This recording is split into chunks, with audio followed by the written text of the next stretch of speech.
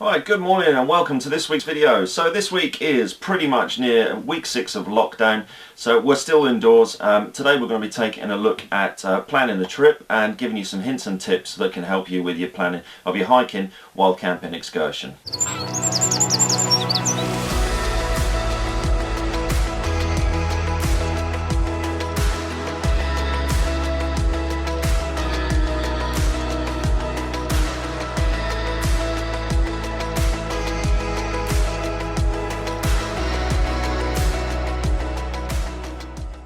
So the first thing we want to look at is where do you want to go? So where you want to go and where you can actually go, these are two completely different things. And these depend on a few things. So two main things that affect where you're going to be going on your trip. One of those is time constraints and the second is cost. So time constraints. These are things like how much annual leave can you get off in one time? Have you got any other trips planned for the rest of the year? Do you need to fit time in, to fit in around the family? I've mentioned before on a lot of videos that it's really important to have a really good work-life balance, and fitting in your trips to what you want to do for the rest of the year, it's quite important to be able to balance all of these out. And then the second thing is cost. If you've got loads of disposable income, this isn't a problem for you at all. You can pretty much go wherever you want.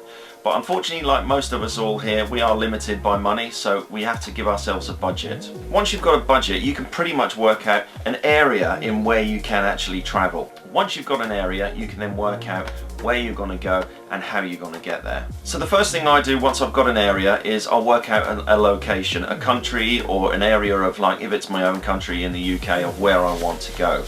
And then from this I use three things mainly to work out where I'm going to go. So I use Instagram, YouTube and word of mouth. So Instagram is a really valuable tool when looking for an area where to visit. So if you've got a rough idea of where you want to go, say it's country or county, then actually follow those hashtags for that area. For instance, if we take a look at, say, the Lake District in the UK, we can start following hashtags for the Lake District. We can look at certain areas like Scafell Pike, Helvellyn, Ennerdale, and we can start to follow those hashtags. Once you start looking into the hashtags, you can then start to see certain people that are sort of really high posting in this sort of environment. So you can start to follow those, and you can actually start to contact these people by comments or just by direct messaging, just trying to get some information on the area that you fancy visiting. So using Instagram, if you're following hashtags specifically for the area you fancy visiting, like the Lake District, start to have a look at national parks and follow their Instagram account as well, and then you can get an idea of sort of areas and places that you think, oh, this is great, I'd like to give this place a go.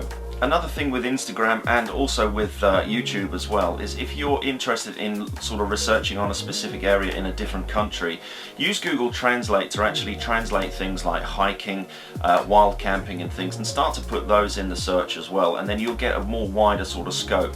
Okay, some of it's not going to be in your language, but you can use Google Translate or to translate within Instagram to sort of translate what's been said on the posts. So using YouTube. YouTube is absolutely fantastic for giving you loads of information on areas that you want to visit. For instance, when I was researching going up to northern Sweden, I was putting in the search terms on YouTube of the actual route that I was doing. I was following the videos to see what the terrain was like. I was looking at what the weather was like at that specific time of the year, and just getting a really good insight of what we would actually be sort of encountering along the route. When it comes to using YouTube, don't just have a look at videos that are in your own language. Okay, yes, you will be able to understand what they're saying, but there are plenty of other videos out there in other languages that will give you a really good insight on what the trails look like, how people are camping, what kit they're using, what the weather is like at that time of the year. So please don't be specifically following videos that are just in your language. And then thirdly, there's word of mouth. Now, word of mouth is not just people that you know face to face. This can be people that you follow on Instagram, on Facebook, and you regularly have interactions with. Ask them, do you know of any places that are worth visiting in your area? And just get some feedback from them, and you never know what will pop up. So the next thing we need to be thinking about is transport. So this is really dependent obviously on the things that we planned previously, which is the area that we're going to and the time frame. Obviously, if we've got 5 days and we're thinking of going to Norway, you're not going to be driving it. If you've got 3 weeks, then this is a perfect opportunity to go on a road trip, because Going en route, you never know what places you'll find en route and what places you'll end up wild camping at. So if you're looking at flights, nowadays flights are pretty cheap. You can pretty much fly anywhere in Europe for about £50 each way. Just remember that these flights are only cabin baggage only. They don't include hold luggage, so you'll be paying extra for this, and sometimes that can pretty much double on the flight. So the other thing to think about transport wise is once you land in that country is how are you going to get from the airport to the place where you're going to start off your trip. So there's a few options for this. It could be taxi, it could be public transport or car hire. So this brings me to another thing really, is always check public holidays around the place that you're visiting, because you don't want to get stuck with arriving somewhere and everywhere is shut for the weekend if you need things like I just said, like gas, methylated spirits, food, anything like that. So please make sure that you know where the public holidays are in the place that you're visiting. So what gear are you going to take with you? So this is really dependent on a few things really. So this is dependent on weather and time of year.